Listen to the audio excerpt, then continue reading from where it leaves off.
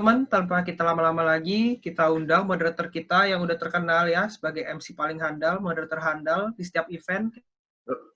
Kita panggil Ko Rafael, silakan Ko. Oke, thank you banget Eka. Introduction-nya keren banget. Sebelumnya selamat siang buat teman-teman Youthpreneur in Action 2020. Kita kedatangan speaker yang keren banget nih. Gue sempat baca-baca juga profilnya beliau. Namanya adalah Kak Arif Dwi Prakoso. Ya betul Kak? Betul, halo semua. Nah, buat teman-teman, gue akan kasih tahu singkat CV-nya dari Kak Rizky Arif Dwi Prakoso. Kak Arif Dwi Prakoso ini adalah alumni dari Institut Teknologi Bandung, jurusan Teknik Geologi, angkatan 2012 yang lulus di tahun 2016. Betul begitu, Kak? Betul. Iya. Nah, setelah lulus, Kak Rizky ini menjadi seorang internship copywriter di tahun 2016, lalu melanjutkan sebagai creative copywriter dari tahun 2016 sampai tahun 2017. Setelah itu, Kak Rizky Arif juga menjadi Management Trainee and Content Marketing di tahun 2017. Nah, setelah itu, Kak Arif juga menjadi seorang CEO dan co-founder dari Nah Project, yang salah satu yang membanggakan untuk generasi muda karena produknya sampai dipakai oleh Pak Presiden ya, waktu itu. Iya, benar. Nah, dan sekarang Kak Rizky Arif sendiri menjadi CEO dan founder dari HMNS Perfumery. Nah, itu profil singkatnya. Oke, Kak Rizky Arif, mungkin ada materi yang mau disampaikan dulu, kita bisa menyatukan persepsi sama-sama. Oke, langsung ke aku ya? Boleh. Oke, halo semuanya. Halo, Kak. Ini baru kedua kalinya nih pengalaman aku di webinar.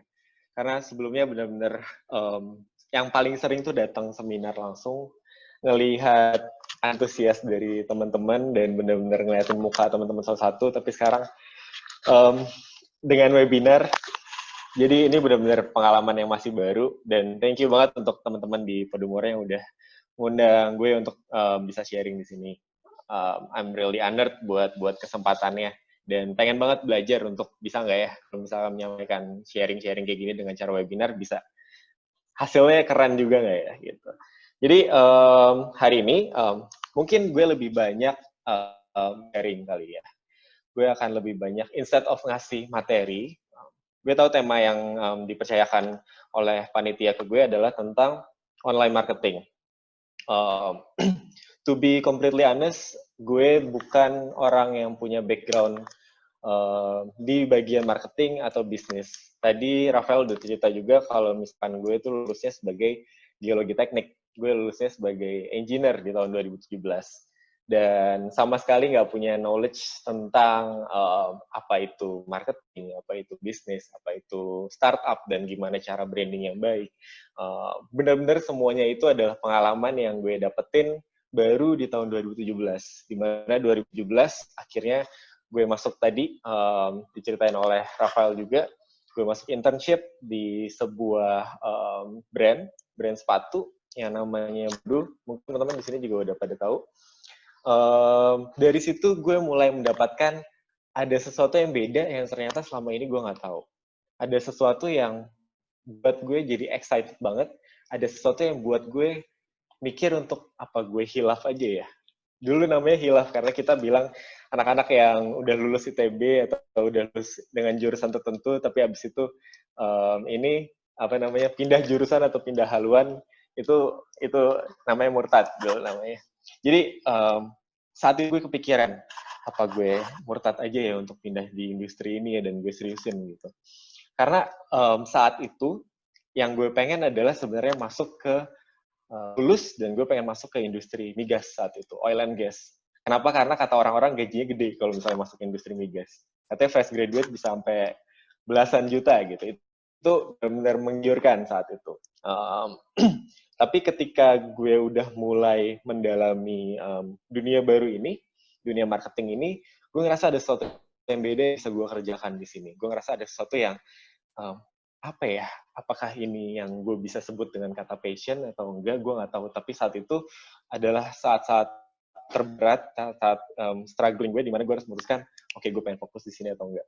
Nah, dengan background seperti itu, hari ini gue pengen sharing. Dan tema yang pengen gue bawain adalah,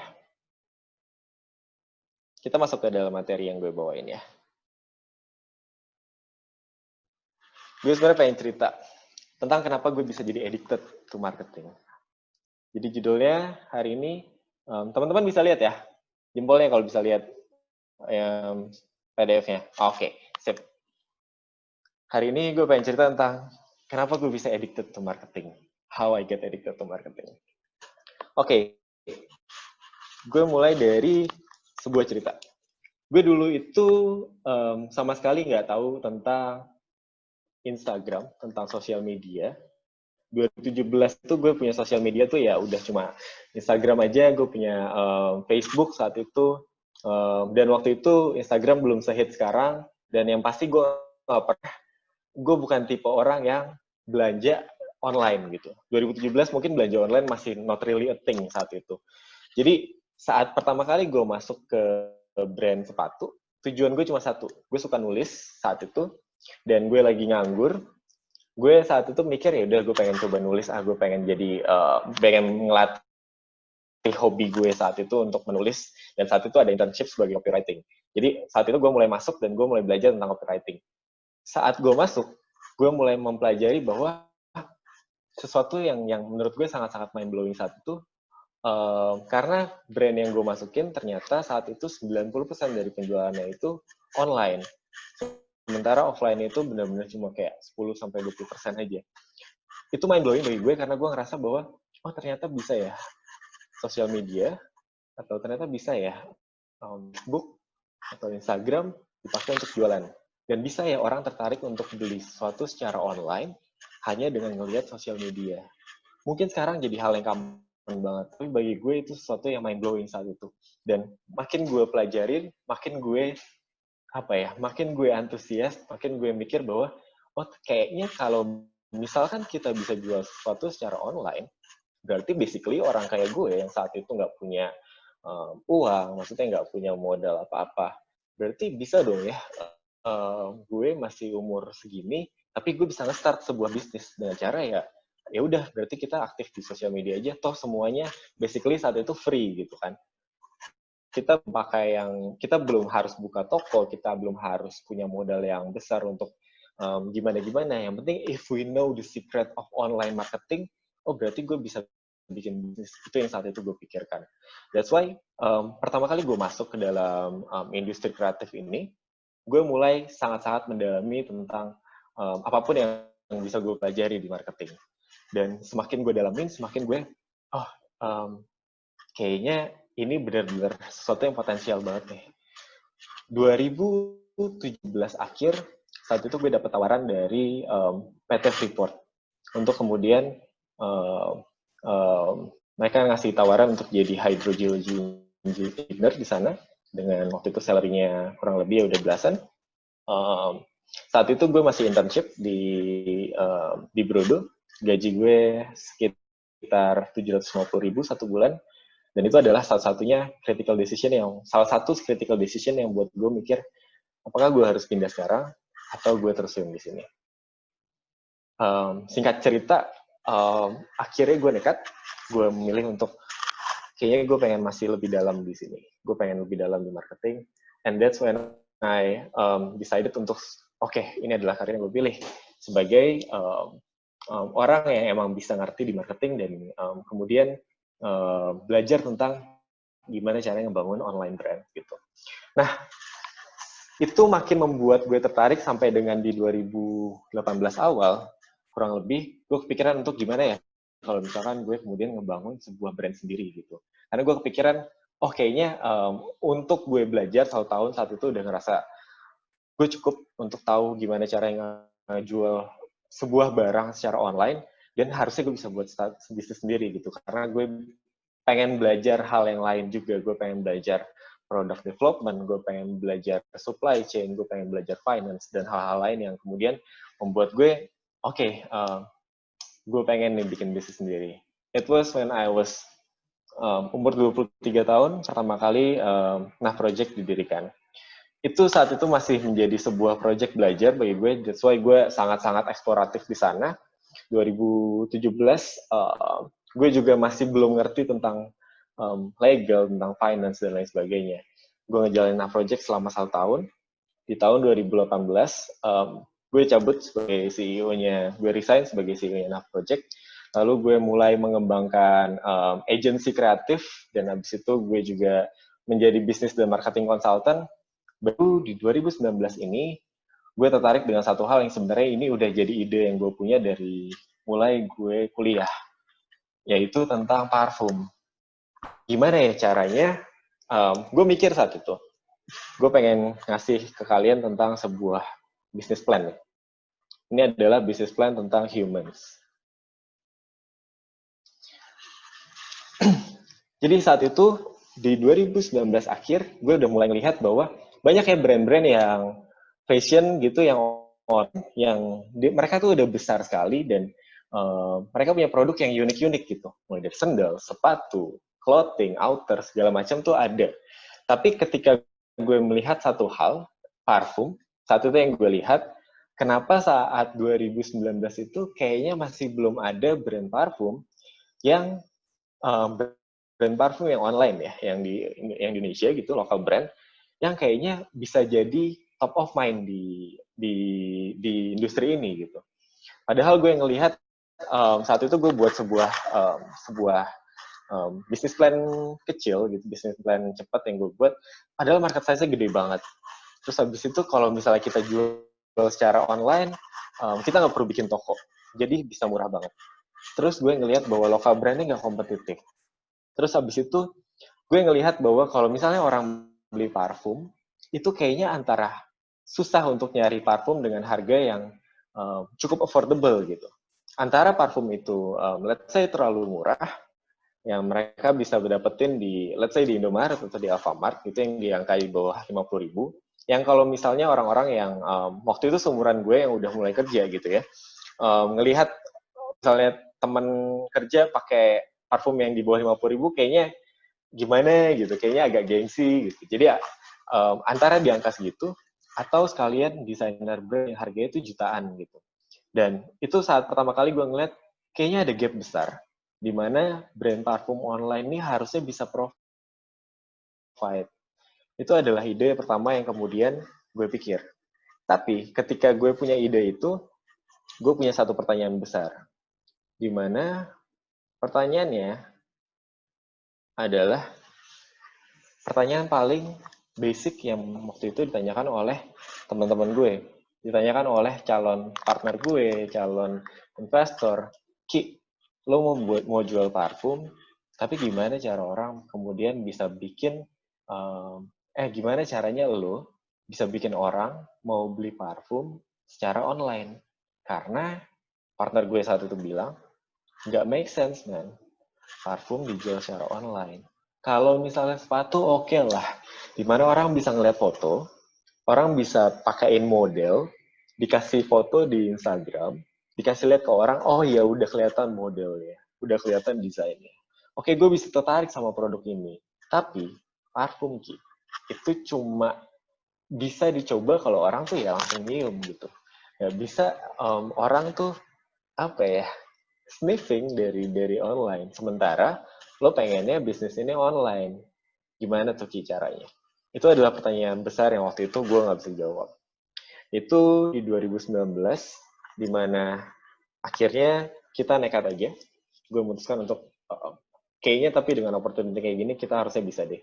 Gue akan coba gimana pun caranya untuk gue habis itu mencoba memarketkan produk yang gue bikin. Kita waktu itu bikin parfum 3 varian di awal-awal.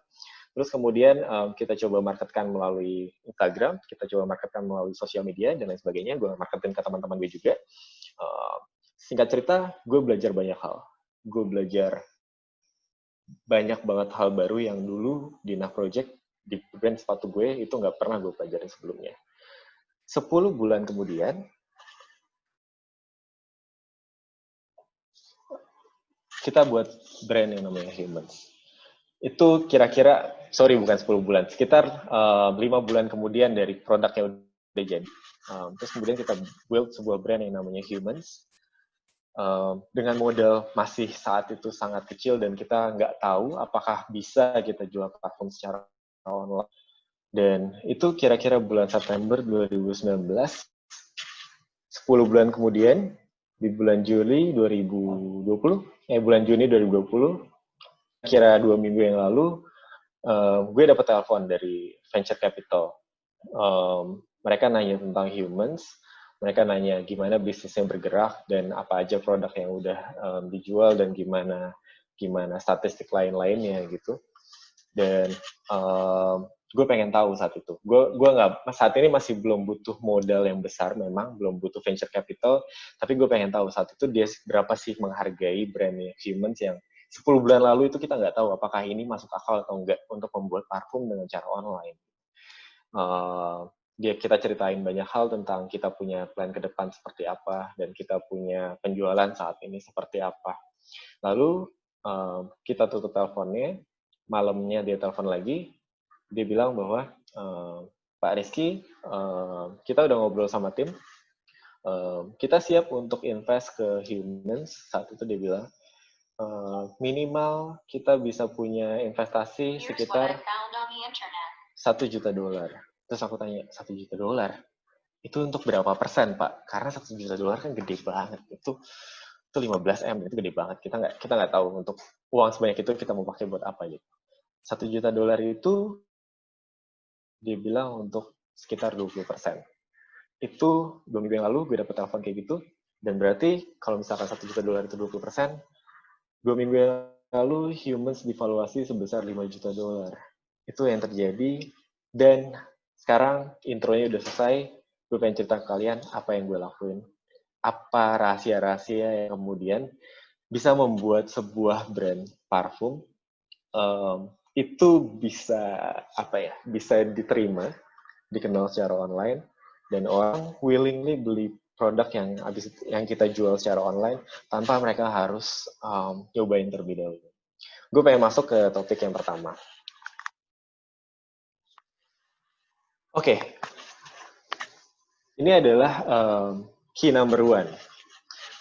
Key number one ini adalah, gue pengen cerita tentang the journey of customers. Gimana seorang calon customer yang tadinya nggak tahu produk kita apa, yang tadinya nggak pengen produk kita apa, yang nggak pengen beli produk kita, kemudian gimana caranya kita mengenal perjalanan dia dari mulai dia nggak tahu sampai kemudian dia bisa jadi seorang loyalis yang dia willingly cerita tentang brand lo ke teman-temannya. Kalau misalnya teman-teman tahu, dalam marketing itu ada yang namanya marketing funnel. Gue coba sharing. Sebentar.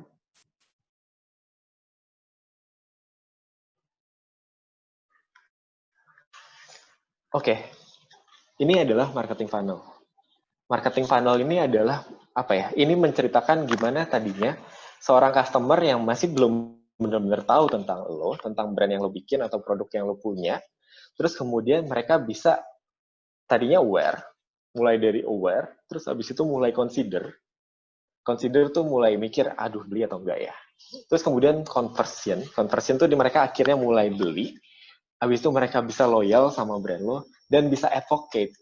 Dimana advocate ini adalah step paling akhir, yaitu mereka willingly untuk cerita ke orang-orang, ayo dong ada brand yang namanya Humans. So, ini bagus banget nih brandnya, lo harus cobain produknya, itu bagus banget.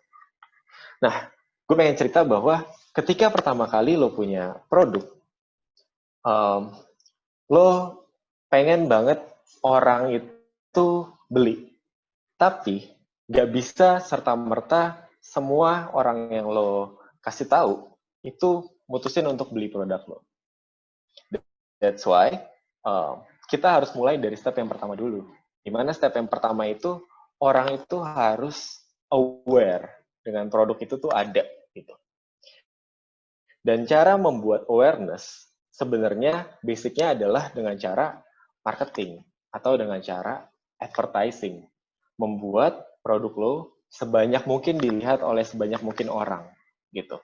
Jadi ketika pertama kali lo punya produk, gue selalu menganalogikan ini dengan gimana sih caranya. Ini gue punya satu cerita lucu nih tentang gimana caranya ngejelasin marketing funnel dengan cara yang mudah.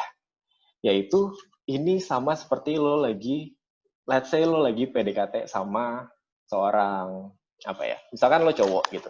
Lo pengen PDKT sama seorang cewek. Tapi lo nggak tahu gimana caranya step by step kemudian supaya si cewek ini mau abis itu mau jadi pacar lo gitu contohnya. Nah, step pertama, ketika gue tanya ini, biasa gue tanya ini di seminar, tapi karena ini webinar, jadi gue nggak bisa dengar respon dari kalian. Biasa gue tanya ke orang-orang nih, kira-kira apa ya? Step pertama, misalnya lo suka sama seorang cewek. Let's say lo suka sama cewek ini, kira-kira step pertama apa yang lo lakuin untuk bisa PDKT sama cewek ini? Pokoknya objektifnya adalah lo bisa jadian sama cewek ini. Gitu. Nah, biasanya banyak orang bilang, oh ya udah datang, abis itu mintain nomor HP-nya, terus abis itu ya udah, abis itu nanti PDKT sama dia via chat. Gue pengen bilang that's a completely wrong step, man.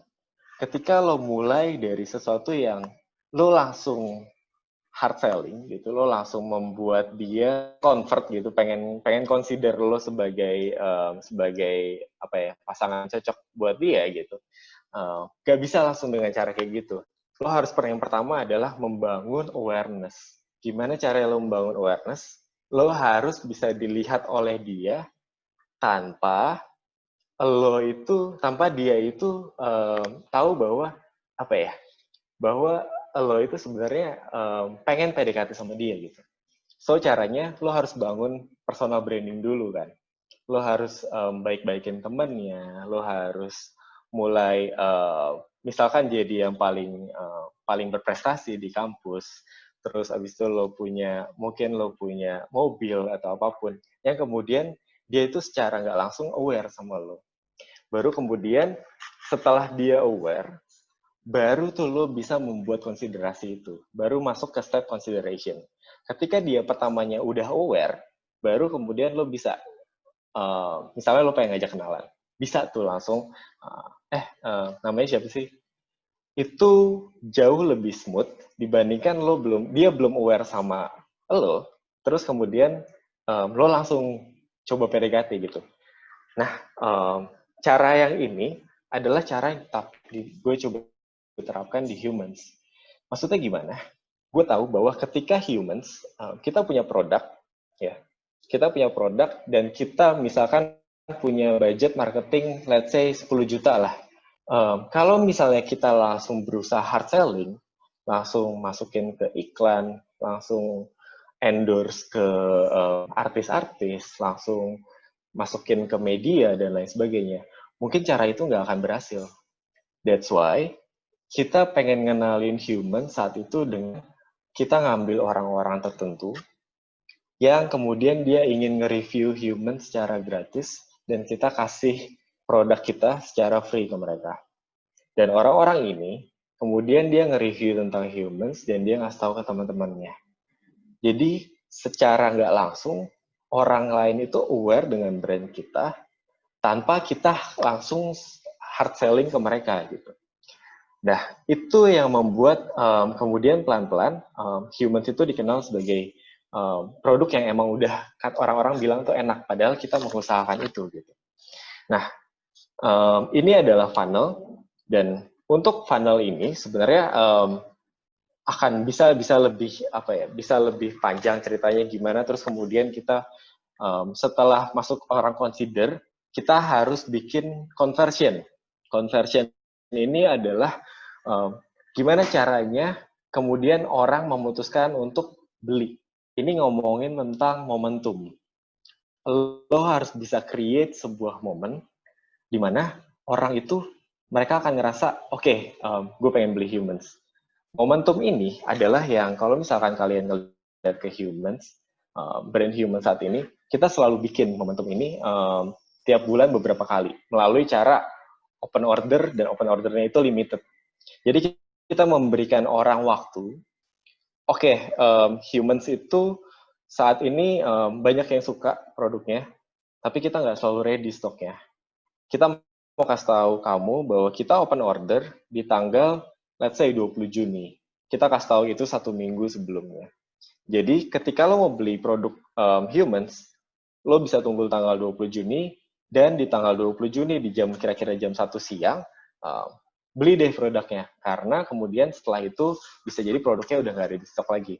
Itu adalah momen yang kita create. Itu adalah cara untuk kita mengconvert orang-orang yang tadinya udah consider, terus mereka diberikan kayak sebuah urgency untuk tanggal 20 Juni ya, aduh gue beli nggak ya? Aduh tapi kalau misalkan gue nggak beli, kayaknya nanti gue malah nggak bisa dapat lagi, malah bisa dapatnya bulan depan atau gimana. Udahlah gue beli aja. Rasa penasaran yang mereka punya, kita bisa convert. Itu sampai di fase conversion. Baru kemudian loyalty, ini ngomongin tentang gimana brandingnya humans atau brandingnya produk lo, itu bisa membuat orang loyal sama produk lo. Jadi, loyalty yang kita berikan di humans, yang kita usahakan di humans adalah after service yang luar biasa keren. Dimana di after service ini, kita mencoba men-treat customer kita sebagai seorang teman. Kita nggak nge-treat mereka sebagai seorang customer yang udah beli, udah selesai, ya udah mereka nggak kita anggap lagi, tapi terus kita bina relationship-nya, kita mencoba engage dengan mereka, kita mencoba interaksi melalui sosial media, melalui sosial media, melalui WhatsApp, kita dengerin apa aspirasinya mereka, dan mereka kita treat sebagai bagian dari komunitasnya humans gitu. Sehingga dengan cara kayak gitu, ketika mereka udah loyal, mereka akan willingly untuk cerita tentang produk lo sama orang lain gitu. Ini, ketika kalian dalamin banget, inilah yang akan membedakan produk yang kalian punya dengan produk-produk kompetitor lainnya gitu. Kalian udah punya orang-orang yang masuk ke dalam funnel kalian sendiri. Kalian udah punya orang-orang yang bisa kalian bawa sampai ke tahap loyalty. Jadi ketika, let's say, pertama kali kan kita, kalau misalkan kita mau jualan sebuah produk, kita kan akan mikir, kenapa ya orang beli produknya humans? Padahal mungkin ada produk lain yang bisa juga bagusnya sama, kualitasnya lebih bagus, dan harganya lebih murah gitu. Let's say mungkin Zara, mungkin ada The Body Shop. Harganya toh nggak beda-beda banget, tapi secara kualitas pun mungkin nggak beda-beda banget, dan secara brand malah mungkin lebih bagus gitu, si Zara atau The Body Shop ini dibandingkan humans yang baru start tuh sekitar, ya let's say 10 bulan gitu. Nah, yang menjadi pembeda adalah kita punya funnel ini, kita punya orang-orang yang udah masuk ke dalam tahap loyalty, dan mereka bisa kita jalin relationship-nya, mereka bisa connect dengan kita, dan mereka punya hubungan erat sama brandnya humans. Dan ini yang bisa kita lakukan melalui online marketing. Karena kalau misalnya kita nggak online, kalau kita offline, kita nggak tahu apa insight dari mereka, kita nggak tahu mereka nge-post tentang humans di Twitter apa, di Instagram apa, dan lain sebagainya. So, ini adalah step pertama, dan gue jamin ini adalah step yang paling susah. Gue mulai dari yang paling susah dulu, karena kedepannya gue pengen cerita yang lebih gampang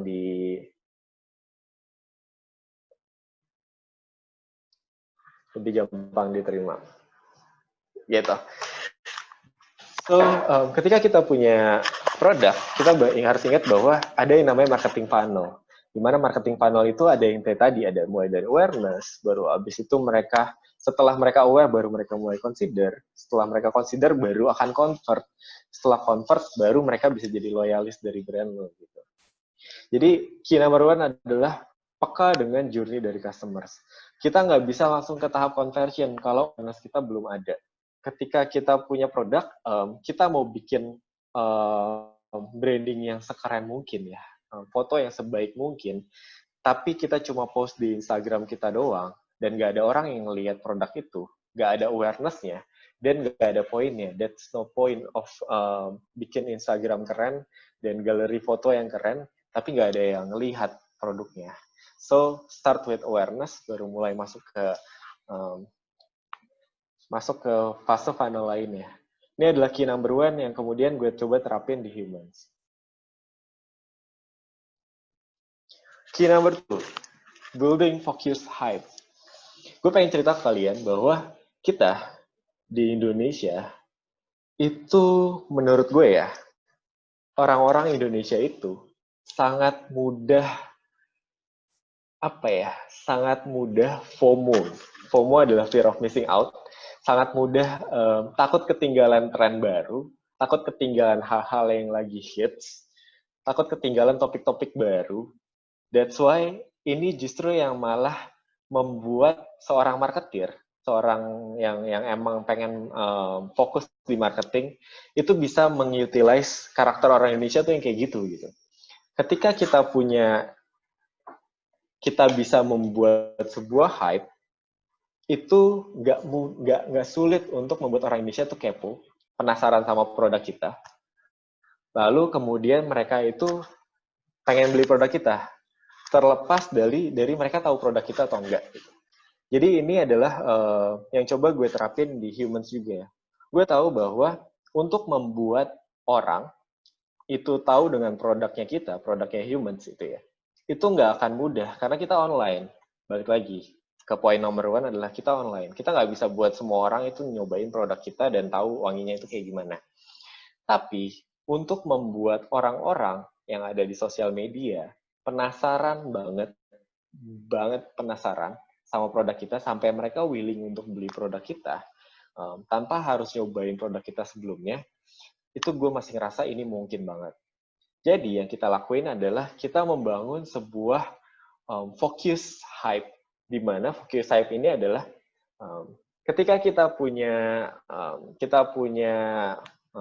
rencana untuk melakukan marketing, dengan cara focus hype itu kita bisa memperkecil circle-nya, kita bisa memperkecil kita punya area circle gitu. Siapa orang-orang yang mau kita targetin sehingga kesannya produk ini hype di mereka.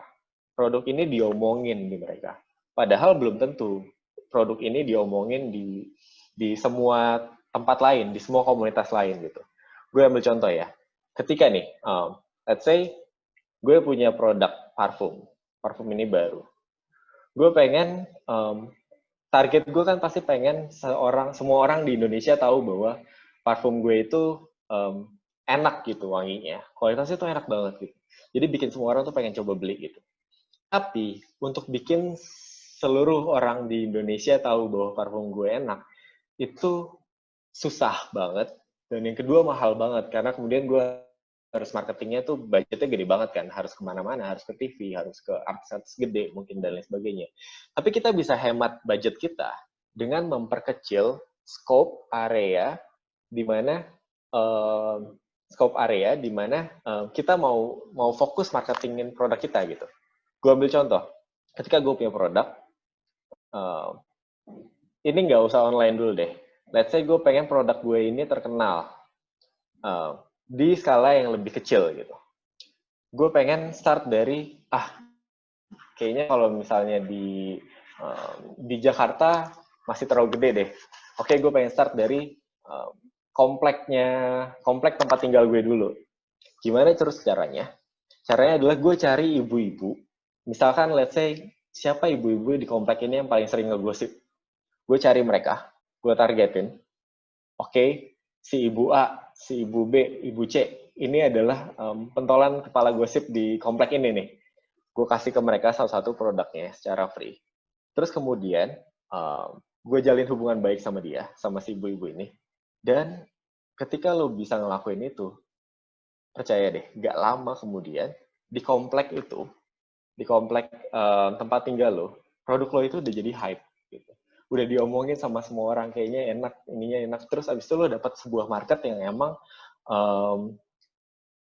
pasti dengan sangat mudah lo bisa dapetin si market ini. Karena lo membangun sebuah focus hype. Poin gue dari sini adalah, ketika lo punya produk, jangan dulu deh kepikiran langsung endorse selebgram yang mungkin followersnya jutaan, dan abis itu mungkin budgetnya tuh ya bisa jutaan juga gitu. Ketika lo melakukan itu, lo tidak membangun sebuah focus hype, tapi lo membangun massive marketing strategi gitu, marketing activity yang masif sifatnya, dan itu sangat-sangat tidak efektif. Jadi dibandingkan dengan kalian membangun sebuah melakukan activity yang langsung kayak gitu, lebih baik kalian cari kira-kira siapa yang ada di sebuah komunitas tertentu, circle-circle-nya itu siapa aja. Cari orang-orang yang kurang lebih berhubungan, dan orang-orang ini yang kurang lebih, kayaknya mereka punya audiens yang kurang lebih sama nih. Misalkan let's say komunitas apa ya? Let's say komunitas skateboard. Gitu. Cari siapa aja yang punya yang jadi key opinion leaders di komunitas skateboard. Habis itu buat sebuah circle, buat sebuah fokus marketing gitu. Ya udah, lo cari siapa aja yang ada di key opinion leadersnya dan fokus ke situ dulu. Baru habis itu nanti kalian akan dengan sangat efisien dan dengan sangat efektif, secara nggak langsung produk kalian bisa sangat dikenal di komunitas itu. Baru setelah ada budget, baru kalian masuk ke komunitas berikutnya. Jadi building focus hype ini ada yang dilakukan oleh humans.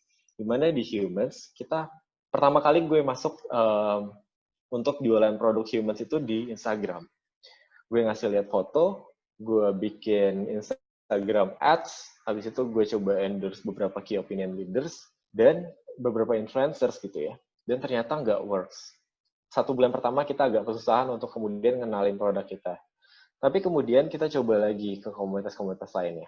Sampai akhirnya kita dapat, ternyata mungkin di Twitter komunitasnya lebih kecil ya. Ternyata pas gue masuk ke Twitter, gue ngeliat, orangnya tuh yang paling sering paling sering ngomong di Twitter tuh ternyata itu aja, dan mereka bisa lebih di approach gitu. Akhirnya masuklah humans ke Twitter. Itu adalah pertama kalinya humans kemudian mulai dikenal oleh banyak orang. Ketika kita mulai masuk ke Twitter, habis itu kita endorse beberapa key opinion leaders yang emang sering aktif di Twitter, dan kita endorse teman-temannya dia gitu. Jadi followers-followersnya mereka ngerasa bahwa humans ini sering banget diomongin ya. Kok kayaknya ini brand bagus ya, produknya kayaknya bagus ya. Bikin semua komunitas itu jadi penasaran. Padahal yang di Instagram nggak tahu apa-apa. Tapi karena ada focus hype yang ada di Twitter, yang ada di bubble-nya ini, mereka jadi semua itu ngerasa kayak, ini emang brand yang udah banyak diomongin orang nih. Gue penasaran, gue coba. Itu adalah pertama kali step yang kita lakuin ketika kita mau ngenalin humans. Dan ternyata ketika gue nggak gagal untuk bisa ngenalin humans di Instagram pertama-tama, gue cari komunitas yang lebih kecil dan gue temukan komunitas itu di Twitter. Lo sebagai, ketika lo punya produk, lo bisa temukan komunitas itu di mana aja. Mungkin nggak di Instagram, mungkin nggak di Twitter, maybe di TikTok, maybe di YouTube, maybe di YouTube yang cuma spesifik ngomongin tentang fashion atau ngomongin tentang masakan dan lain sebagainya. But find your focus community gitu. Awalnya tuh harus mulai dari situ dulu biar kita bisa fokus secara marketing. Ini adalah hal kedua yang gue pengen sharing ke kalian. Jadi dengan cara membangun focus hype ini, secara nggak langsung kita bisa membuat orang itu penasaran sama produk kita karena sering diomongin. Kenapa sering diomongin? Karena padahal mereka itu sebenarnya ada di circle yang sama, ada di lingkaran yang kecil gitu.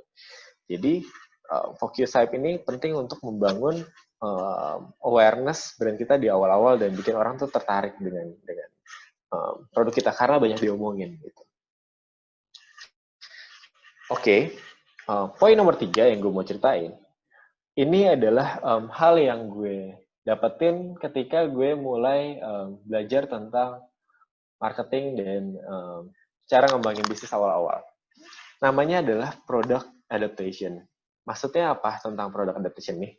Gue mau bilang kalian bahwa ternyata di market itu, ini nggak banyak yang orang yang mungkin udah coba ngebahas gitu, tapi gue pengen coba kasih tau ini ke kalian. Mungkin ketika seorang marketing, biasanya itu mereka mencoba membagi demografi dari marketnya. Mereka mencoba mencari segmentasi marketnya gitu. Biasanya yang paling common adalah mereka nyari umur. Umur itu oke lah, let's say, berarti umurnya tuh, market gue tuh umurnya 18 sampai 25. Oke. Terus habis itu geografi, tinggalnya di mana sih?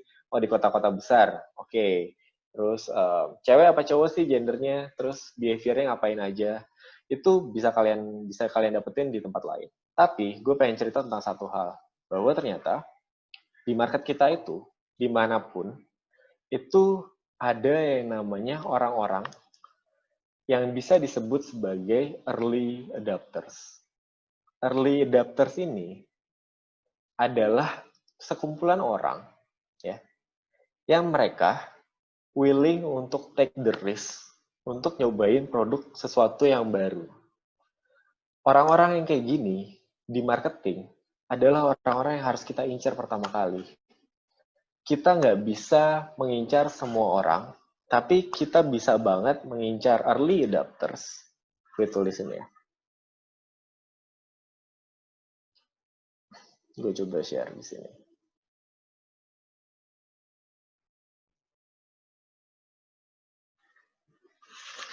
Oke.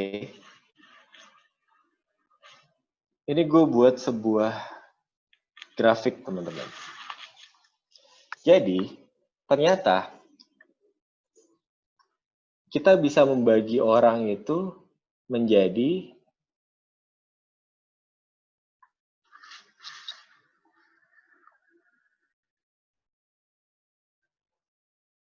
early adopters dan bisa ini adalah late majority. Ini adalah penemuan penting yang gue kemudian temuin nih. Ternyata hal kayak gini eksis dan ternyata ini yang membantu gue untuk gimana caranya kemudian bisa buat Kak Rizky kok misalnya kalau bikin produk kok bisa viral terus sih dari Nah Project. Kayaknya waktu itu viral banget, bisa masuk media kemana-mana. Terus tiba-tiba sekarang ada Humans dan Humans kayaknya nggak pernah ada ready stock, setiap kali launching selalu sold out dan lain sebagainya. Ini yang gue coba terapin. Gue coba menerapkan oke, ternyata di market itu ada yang namanya early adopters dan ada yang namanya late majority. Gue pengen kasih tahu tentang apa sih perbedaan dari kedua orang ini. Pertama, gue pengen bilang early adopters itu jumlahnya sangat sedikit. Mungkin dari 10 orang cuma ada 2 orang early adopters. Tapi late major itu jumlahnya banyak banget. Mungkin 80% itu late majority. 8 dari 10 orang itu late majority. Kenapa ada perbedaan yang sangat beda dari 2 orang ini? Seorang early adopters ya, ini adalah teman-teman lo, orang-orang yang jadi teman lo, yang mereka itu selalu pengen coba sesuatu yang baru. Mereka adalah trendsetter.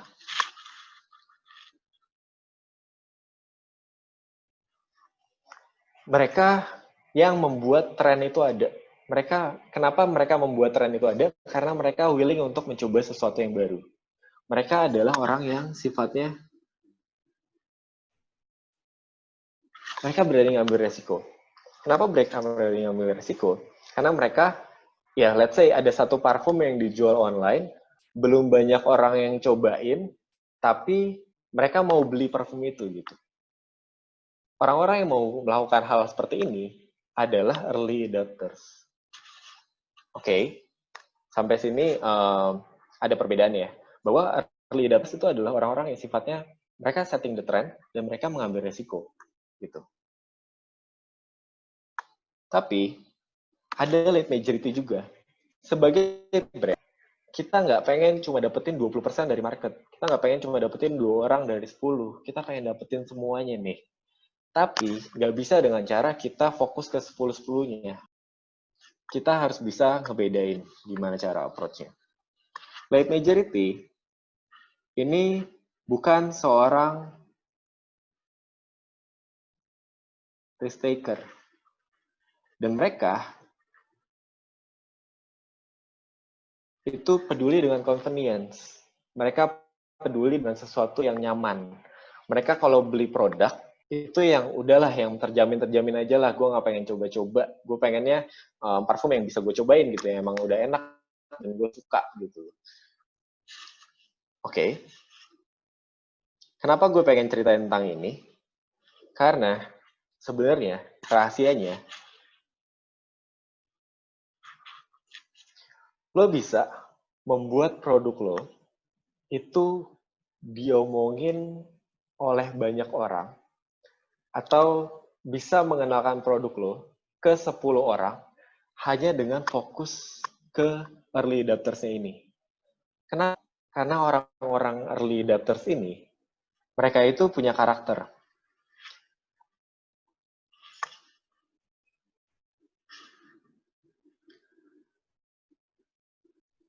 Karakternya adalah mereka itu suka cerita. Jadi ketika mereka beli sesuatu yang baru, mereka pengen dapetin experience ya.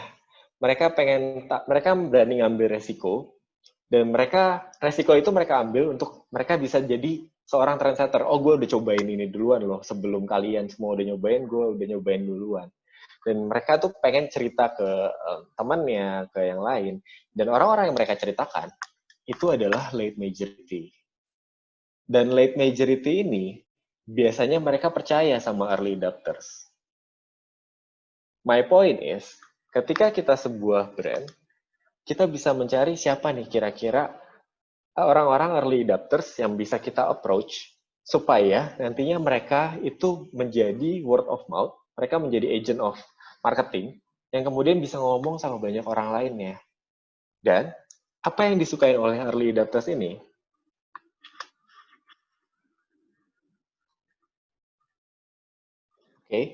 EA itu adalah early adopters dan LM itu adalah late majority gitu.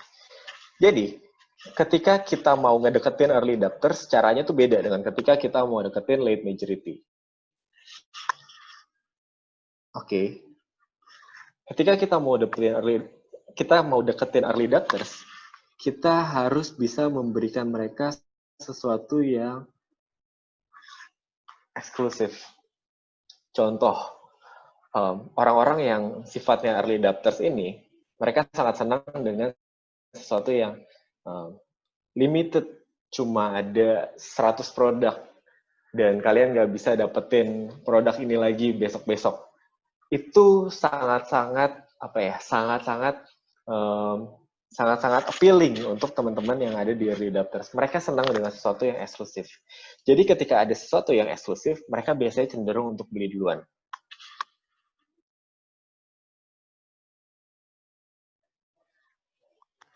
Tapi ketika kita mau targetin late majority, itu kita biasanya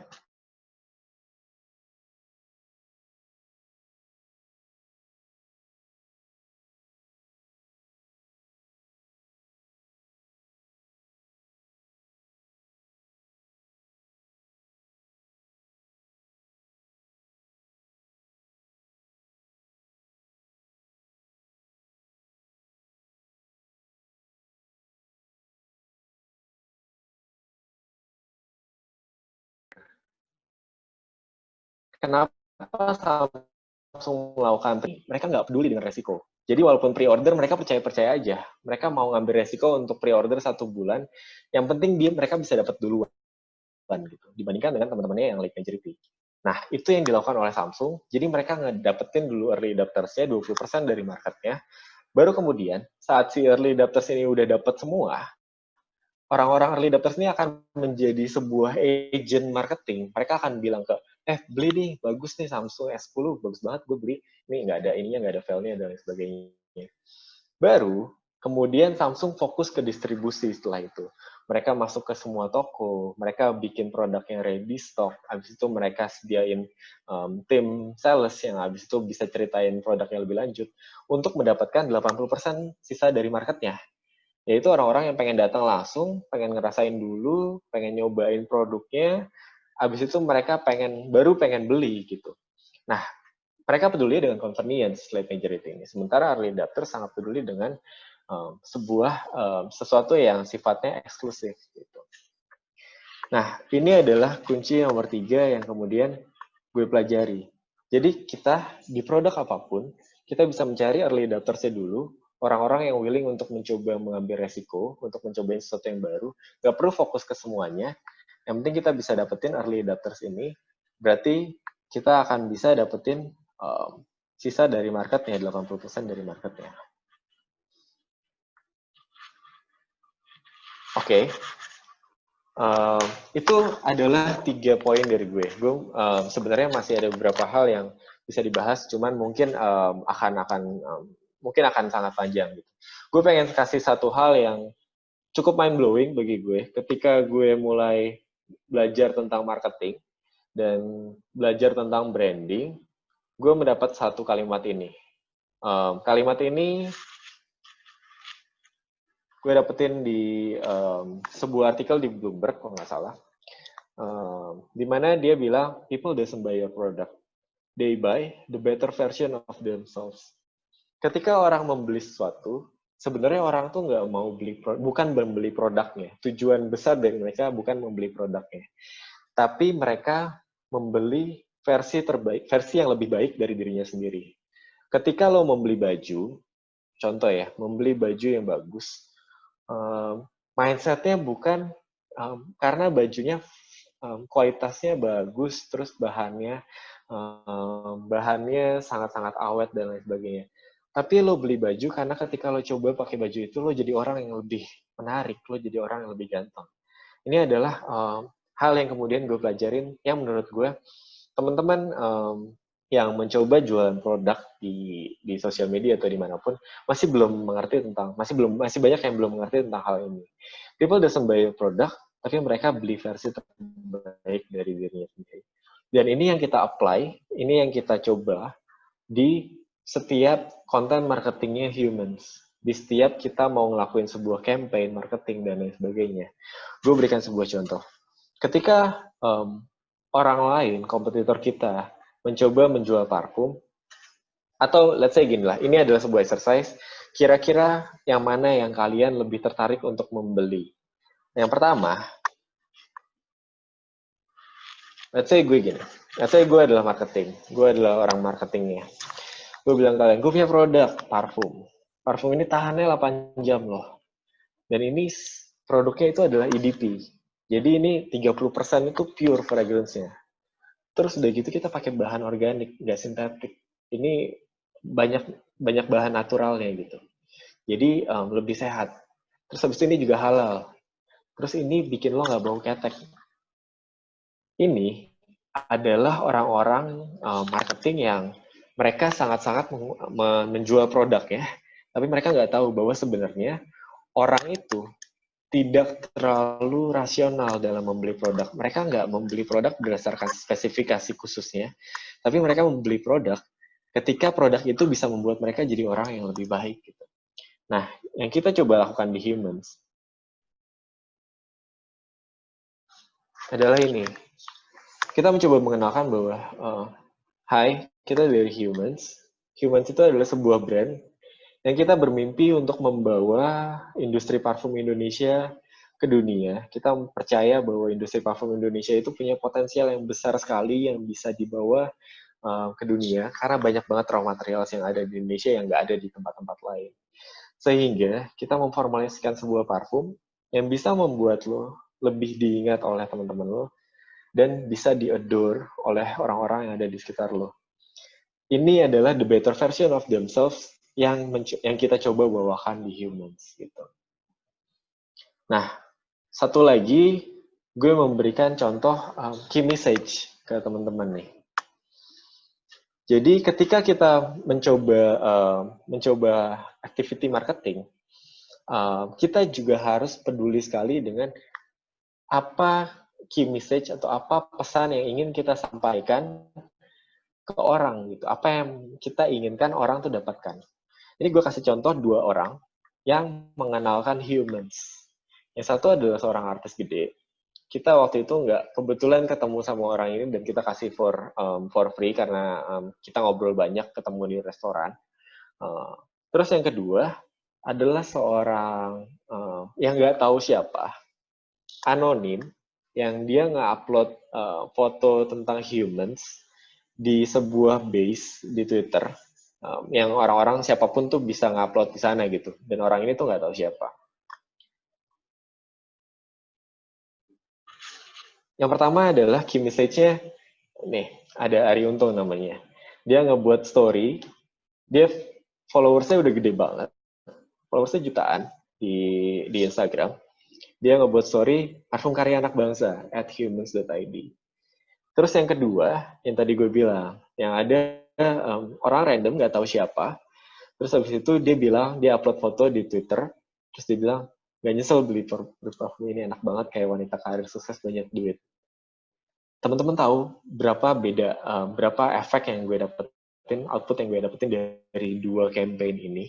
Campaign yang pertama, Arie Untung yang followersnya 2 juta, kalau nggak salah, gue lupa berapa. Itu cuma membawa kita 5 followers baru aja. Dan orang-orang yang convert dan bilang tahu produk kita dari Arie Untung, itu kurang lebih 1-2 orang. Dan gue ngerasa ini sama sekali tidak ada efeknya di brand. Gitu. Walaupun orangnya besar. Tapi ketika key message-nya sampai ke orang-orang, oh iya kalau beli Humans, gue bisa menjadi wanita karir yang sukses wanginya gitu. Dari base yang tadi, di hari yang sama, kita dapat 2.000 followers baru, kita bisa generate demand yang tinggi sekali. Besoknya setelah hari itu, kita launch produk kita, sebanyak 1.500 dari produk kita habis dalam waktu kurang lebih 30 menit. Itu merupakan record breaking sales yang kita dapetin. Dan ada ripple effect-nya. Orang-orang yang kemudian beli parfum ini, kemudian mereka nge-tweet lagi hal yang sama. Iya loh, beneran gue ngerasa kayak wanita karir sukses setelah nyobain Humans. Dan ini benar-benar efek yang besar sekali yang kita dapetin hanya dari key message yang berbeda. Seandainya mungkin Mas Arie Untung saat itu membuat sebuah konten yang habis itu dia membuat key message-nya itu adalah gue pede kemana-mana tiap hari karena pakai parfum ini, let's say, itu mungkin efeknya akan sangat beda. Ini adalah perbedaan efek yang sangat besar hanya karena key message yang beda. Jadi ketika kalian ingin endorsement atau kalian pengen advertise produk kalian, kalian harus coba menjadi audience dulu dan kira-kira apa yang message yang didapatkan oleh audience ketika mendapatkan pesan yang kalian sampaikan melalui iklannya itu. Nah, itu beberapa sharing yang gue bisa sampaikan di hari ini. Mungkin nggak banyak, tapi itu adalah hal-hal yang kita coba terapkan di Humans yang sampai dengan hari ini membawa Humans sampai dengan sekarang gitu. Dan konten-konten kayak gini juga anyway, kalau boleh mengiklankan diri sendiri sedikit, gue juga sering upload konten-konten yang kayak gini di Instagram pribadi gue gitu, di Rizarwi, so you can maybe melihat konten-kontennya juga yang kurang lebih kayak gitu dan lebih detail di sana.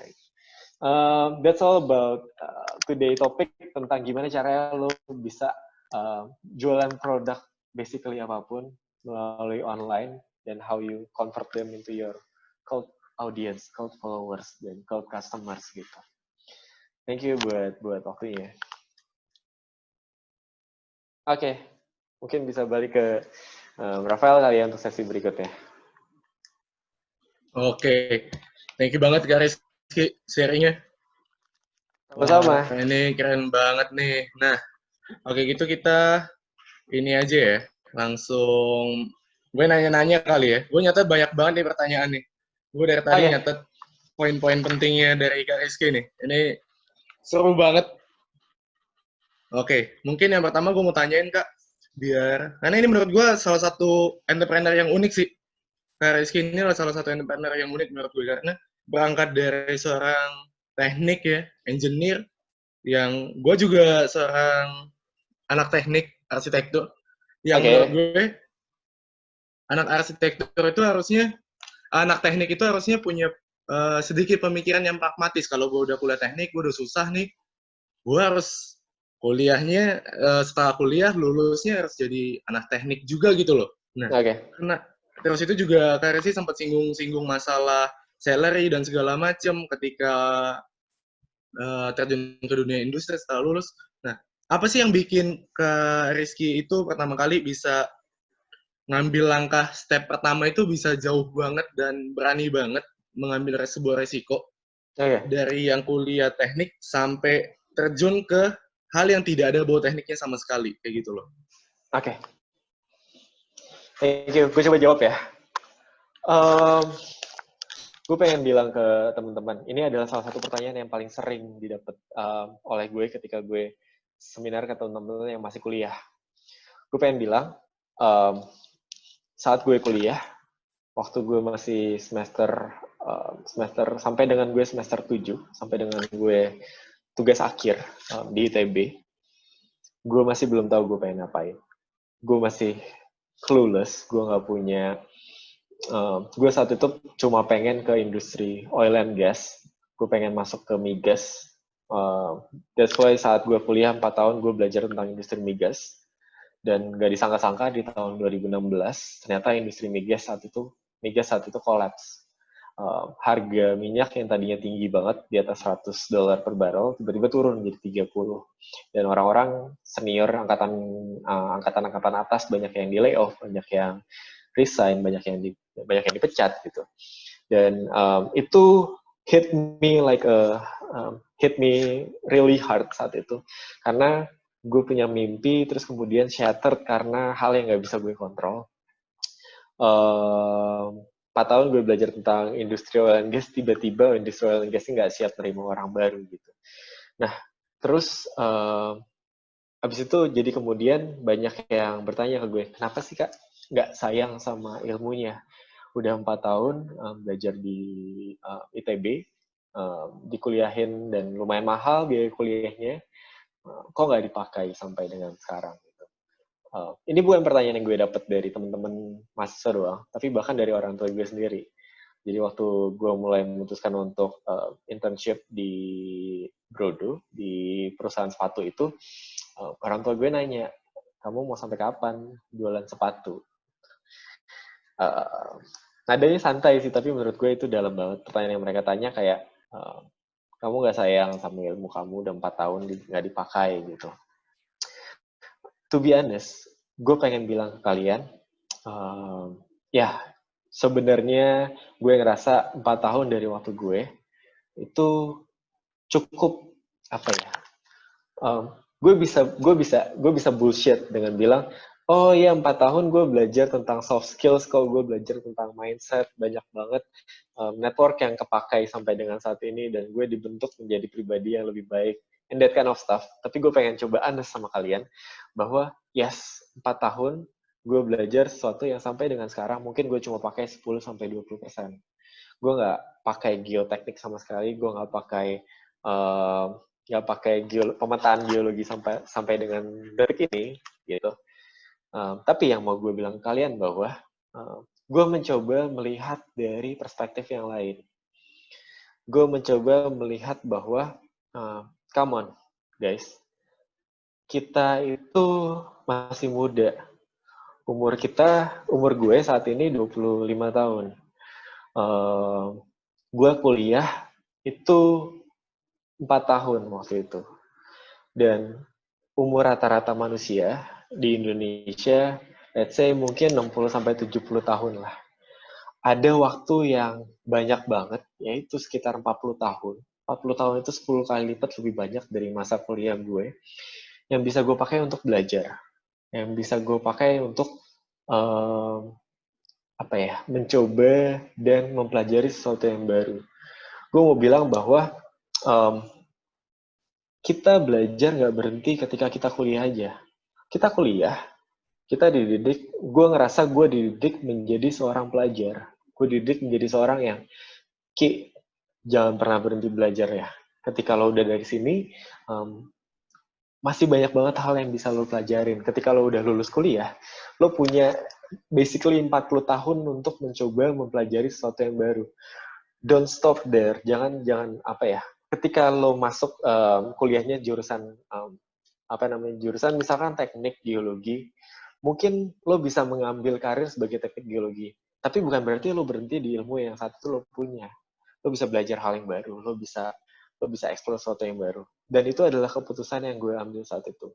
Gue memilih untuk gue percaya saat itu dengan industri kreatif. Gue punya belief bahwa industri kreatif di Indonesia akan besar suatu saat. Dan gue akhirnya memutuskan untuk, gue akan invest waktu gue untuk belajar lagi dari awal di industri kreatif ini.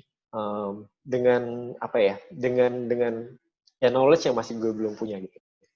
Jadi kalau misalnya dibilang apakah nggak sayang, yes tentu sayang. Gue punya waktu 4 tahun saat itu, 4 tahun untuk belajar, terus gue pakai untuk belajar sesuatu yang saat ini nggak gue pakai.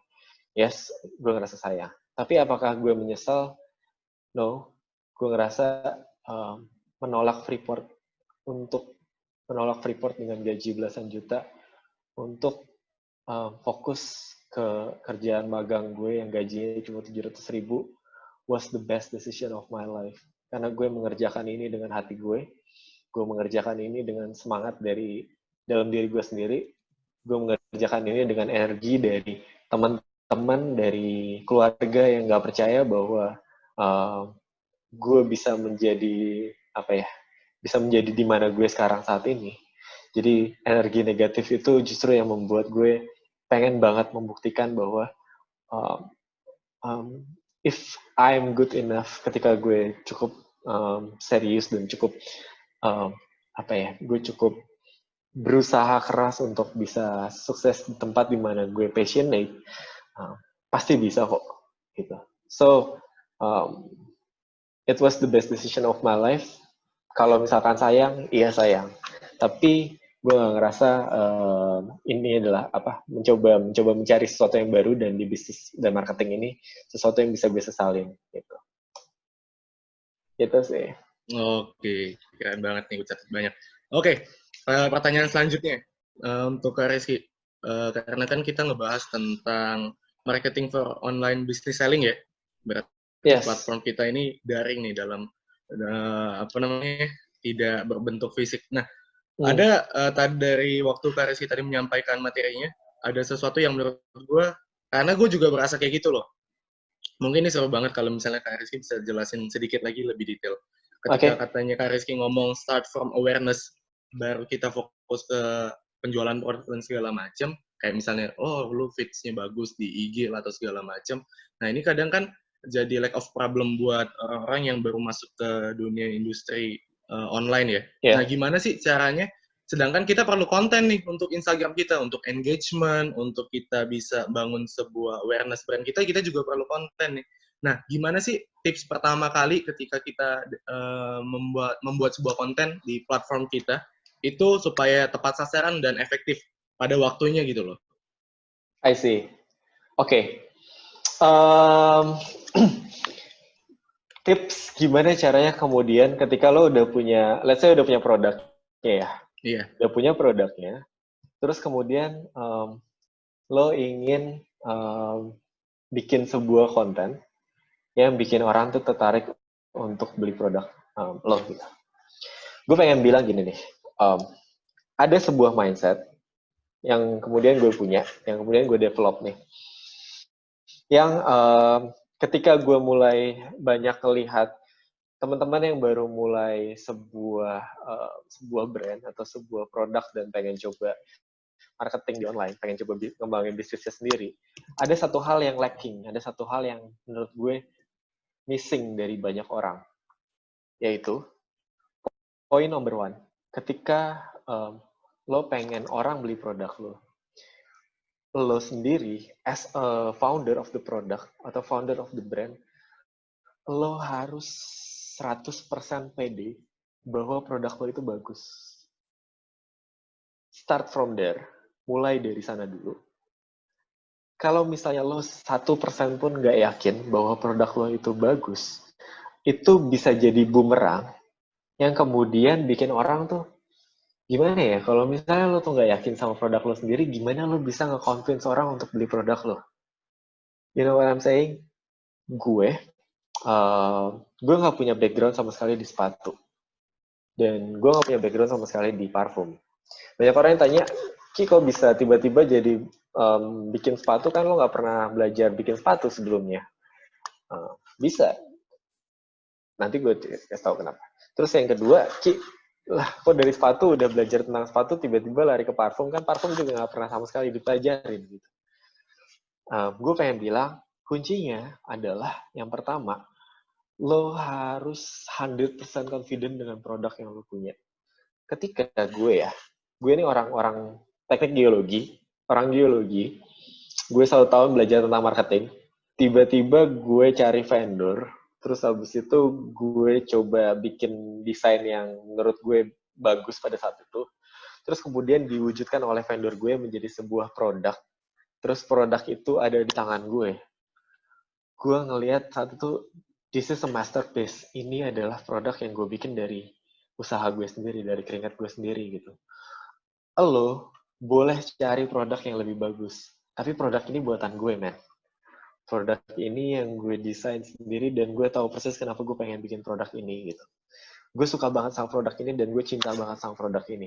Ketika gue punya produk dan gue bisa menaruh hati gue sedalam itu sama produk ini, people will get infected dengan passion lo.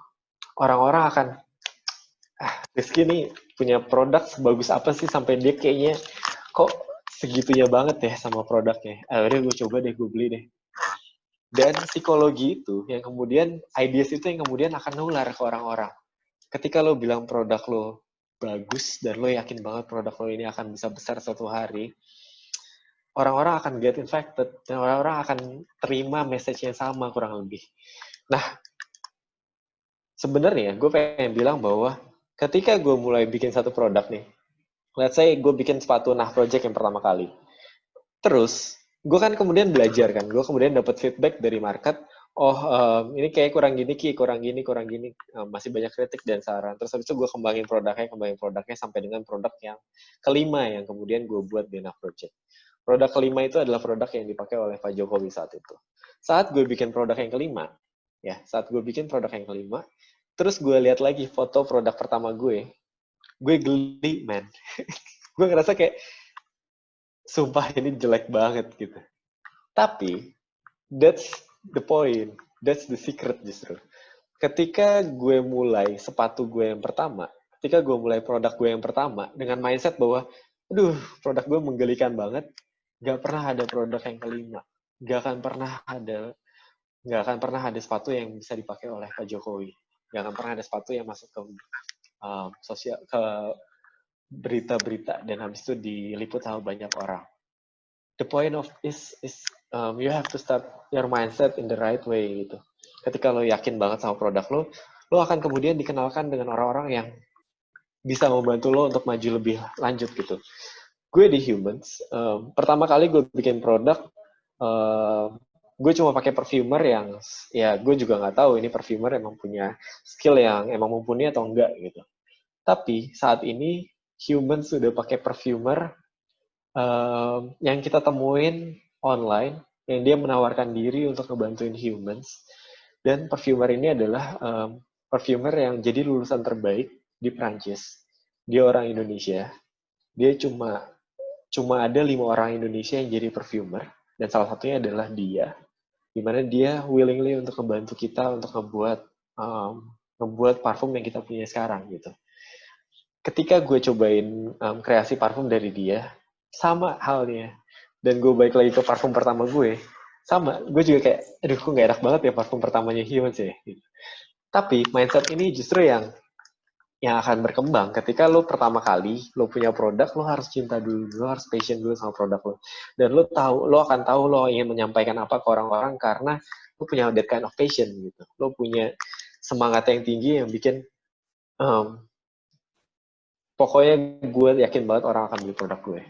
Pertama kali gue punya Humans, gue bilang ke teman-teman gue di ITB, gue bilang, mendingan lo beli Humans sekarang. Karena nanti kalau udah terlalu pasaran, lo jadi nggak terlalu pengen lagi beli gitu. Karena gue jamin 3 tahun ke depan 1 dari 5 orang teman lo akan pakai Humans.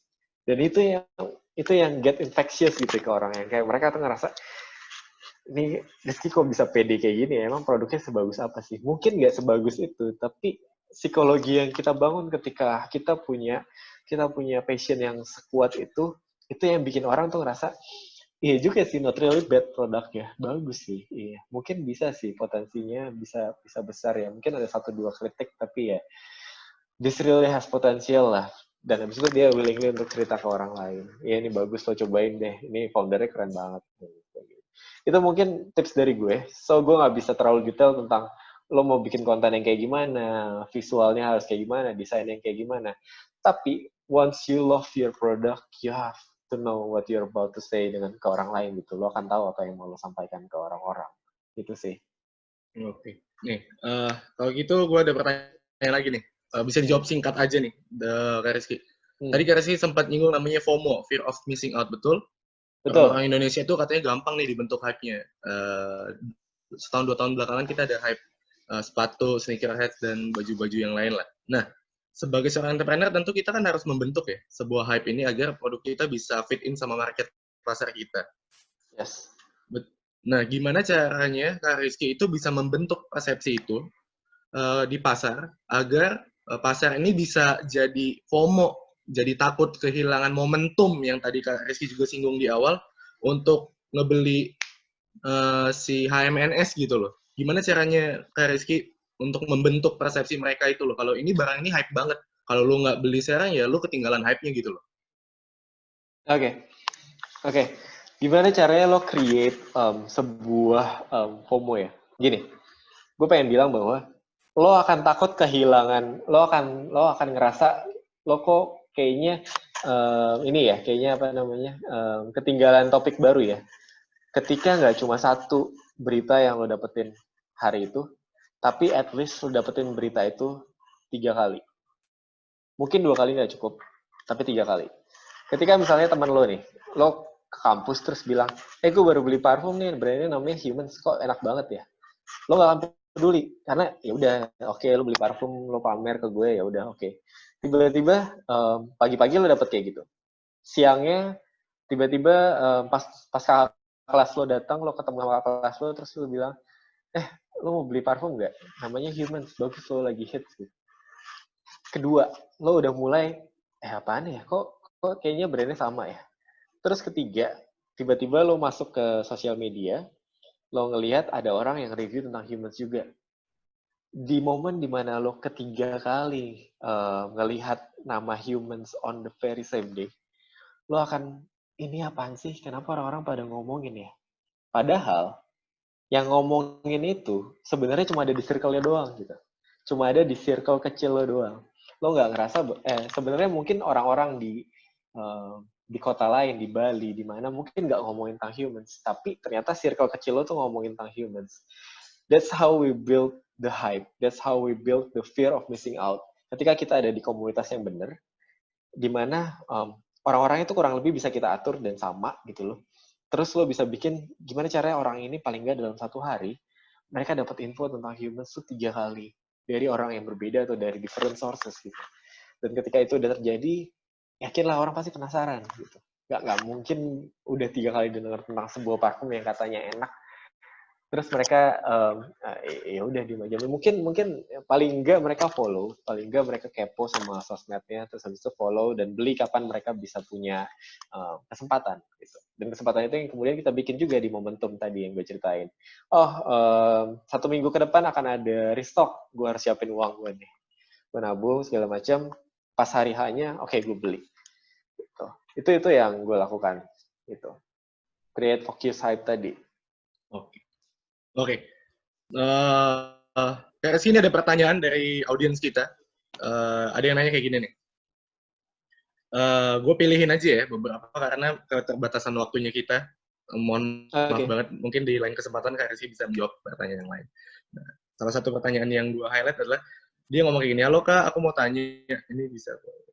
Dia gimana caranya kita ngirimin produk kita ke early adopter, tapi mereka itu reviewnya terlalu jujur, terus itu nggak sesuai dengan ekspektasi kita gitu, malah ngejatuhin produk kita. Nah, terus Kak Rizky hadapinnya gimana, ngikapin early adopter yang malah opininya berbanding terbalik dengan yang kita harapkan? Oke. Gue pengen sharing sedikit.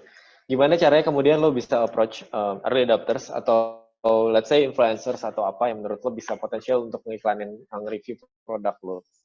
Terus dia bisa ngebantu lo untuk ngasih tahu produk lo ke orang-orang. Nih, the point is being completely honest. jadi orang yang sangat jadi orang yang sangat honest dengan produk yang lo punya.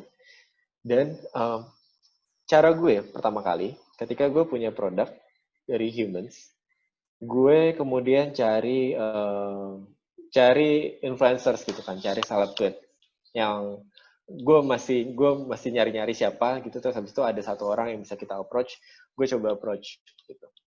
Terus yang gue lakukan adalah gue ceritakan ke dia bahwa iya, gue ceritanya kayak gini ya, secara real nih gue ceritain kayak gini. Halo, namanya Banyu waktu itu. Halo Mas Banyu, gue Rizky dari Humans. Gue punya sebuah produk nih, Kak. Gue panggil Mas. Produknya ini adalah parfum.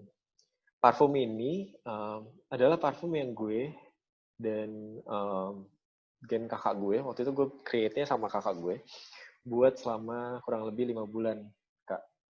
Mas, gitu. Gue pengen dong bisa kasih produk ini ke lo secara free. Gue nggak minta intern apa-apa. Lo boleh review, tapi nggak review juga nggak apa-apa gitu. Kalau review syukur, tapi kalau nggak juga nggak apa-apa. Boleh nggak gue kirimin produk ini ke lo? Ini produknya. Nah, that kind of personal touch yang kayak gitu, yang ngebuat early adopters lo itu nggak akan tega untuk kemudian ngasih tahu hal yang buruk ke audiensnya gitu.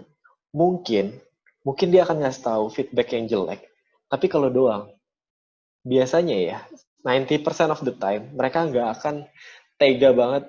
Gue dapet kiriman dari ini, asli ini produknya nggak enak banget, lo jangan ada yang beli di sini ya.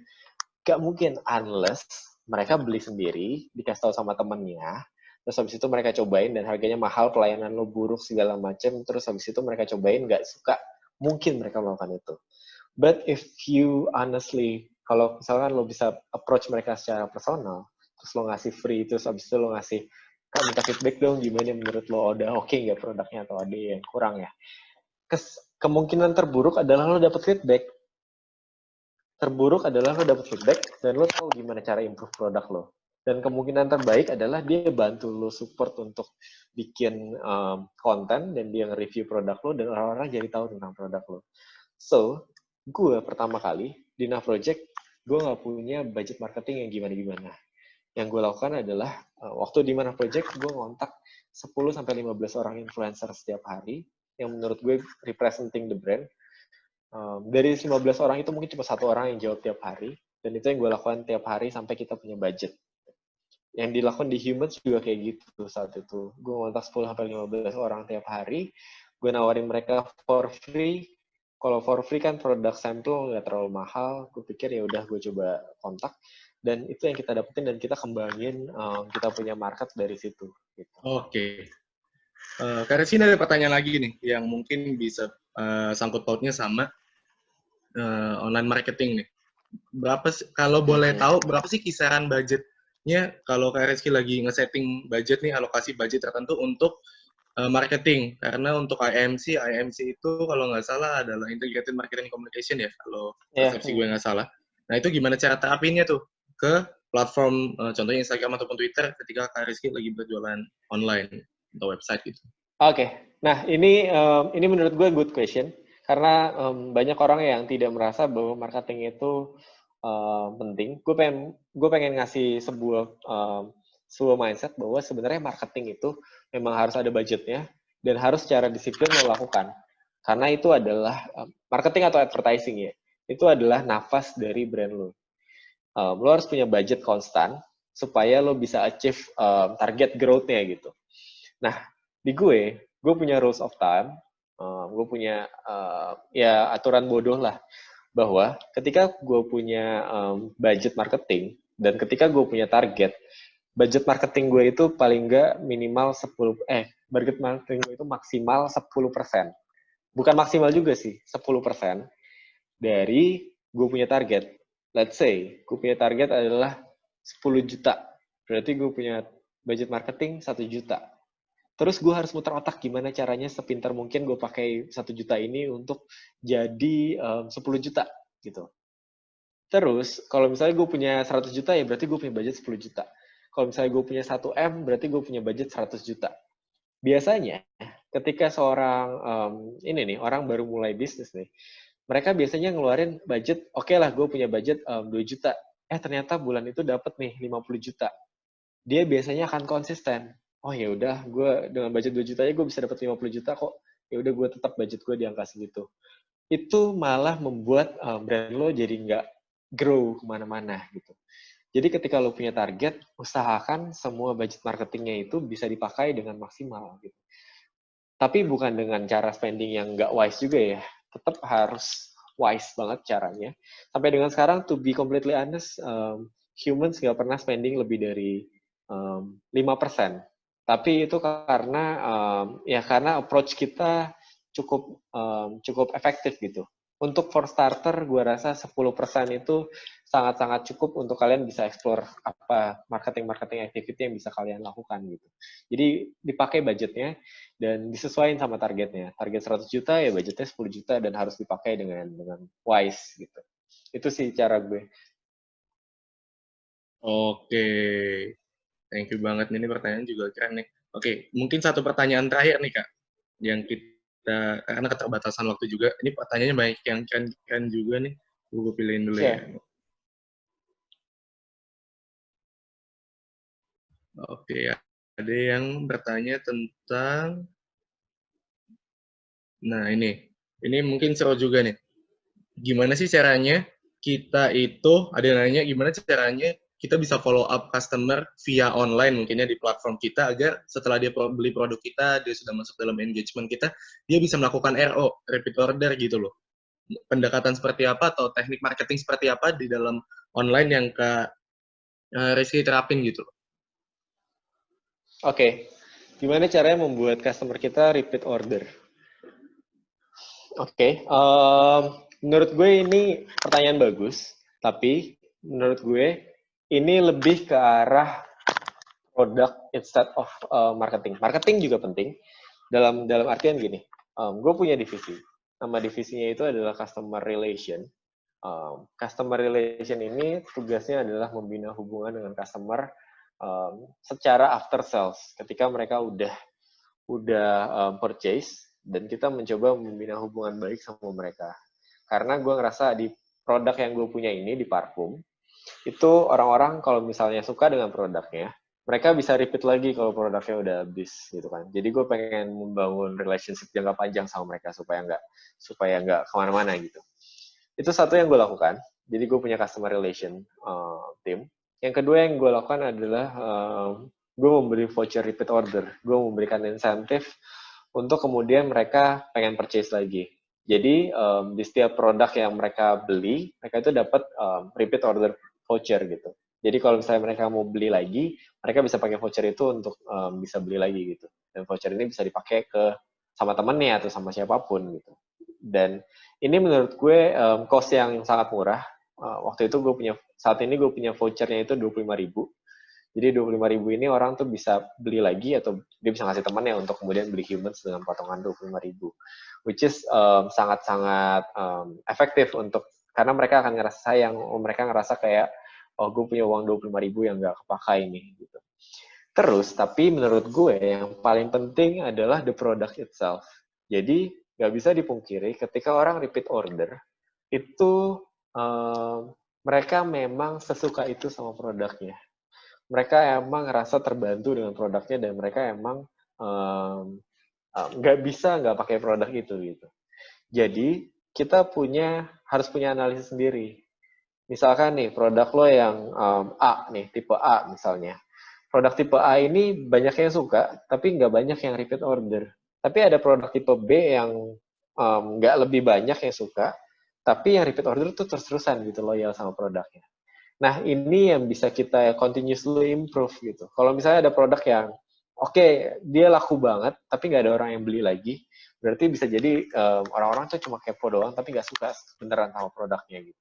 Dan ini yang bisa kita improve melalui ya kita reward lagi produknya, atau kita stop produknya dan keluarin produk baru.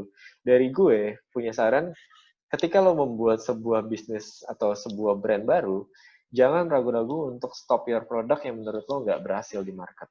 Kalau lo udah mati-matian berusaha mengiklankan suatu produk gitu ya, terus habis itu produk itu masih nggak diterima dengan baik sama market, ya sudah, move on, dan kemudian bikin produk yang menurut lo lebih baik dengan feedback yang lo dapatkan dari market gitu. Karena you still have a lot of time, dan sayang kalau misalnya lo maksain produk itu untuk masuk ke market. Mungkin bukan itu market lo, atau mungkin bukan produk itu yang bisa lo jagokan di mana, atau misalnya bisa lo, gue ketika jual produk cowok gitu ya, gue sangat pede. Tapi ketika gue jual produk cewek, gue nggak terlalu pede misalnya gitu ya. Bisa jadi produk itu emang bukan yang bisa lo marketkan dengan baik gitu. Jadi itu beberapa saran dari gue sih. Pertama ya kasih insentif, tetap usahakan bahwa orang itu bisa balik lagi dengan after sales service yang baik gitu. Dengan voucher juga bisa kalau misalnya memungkinkan. Terus yang ketiga adalah ya diamatin produknya itu adalah produk yang emang bisa bikin orang loyal nggak, dan nggak usah khawatir untuk stop produk-produk baru supaya lo bisa improve produk lo lebih baik lagi. Itu yang kita coba di Humans, dan sampai dengan sekarang kita udah discontinue kurang lebih 3 produk gitu. Dan discontinue ini ternyata malah membuat customer kita jadi loyal sama produknya gitu. Mereka pengen beli terus supaya kita Humans nggak pengen nge-stop ini produk gitu. Ada beberapa yang waktu kita nge-stop produknya, ada yang bilang bahwa Min, aku bantu ngasih tahu ke 10 orang teman aku deh supaya produk ini laku lagi gitu, jangan di stop dong, please. Saya you have to, tapi tetap harus dilakukan gitu supaya produknya bisa lebih bagus lagi. Oke, thank you banget Kak Rizky Arif sudah menjawab pertanyaan dari kita semua. Thank you banget atas hari ini materinya. Mungkin gue bisa langsung kasih ke Eka lagi ya, ke MC untuk acara selanjutnya. Silakan Eka. Halo teman-teman, thank you banget udah join. Sorry banget nih ada banyak pertanyaan nih, masih ada 11. Cuman karena memang keterbatasan waktu, kita ada kelas lagi jam 3. Mungkin nanti kalau ada yang mau tanya-tanya boleh menghubungi Kak Arif ya. Di situ juga ada materi-materi yang bagus ya Kak Arif ya, di-share di IG-nya Kak Arif ya. Iya, ada di IG personal gue. Nanti boleh di-follow, boleh tanya-tanya, karena pasti banyak belajar juga dari Kak Arif. Thank you banget semua atas waktunya. Sekarang sebelum keluar, kita mau foto bareng dulu ya. Kita masukin para attendees ke dalam panelis supaya kita foto bareng. Dan jangan leave dulu karena kita ada link untuk mendapatkan sertifikat. Untuk teman-teman yang udah mulai masuk ke panelis, boleh mulai menyalakan video biar kita bisa foto bersama. Jangan malu-malu ya. Kalau kalian mau rapi-rapi dulu boleh. Mau pakai parfum, ntar beli di Humans punya ya Kak ya. Boleh biar wangi. Teman-teman yang udah join boleh ya tolong nyalain videonya biar kita foto bersama. Buat tadi pertanyaan yang belum terjawab, boleh jangan lupa follow IG-nya Kak Arif. Apa tadi Kak? Rizarwi. Ya, Rizarwi. Rizarwi. Jangan lupa di-follow teman-teman. Hari ini tadi total ada kurang lebih 80-90-an peserta Kak. Pertanyaan yang masuk ada belasan, tapi memang karena waktu kita jadi belum bisa bahas semua.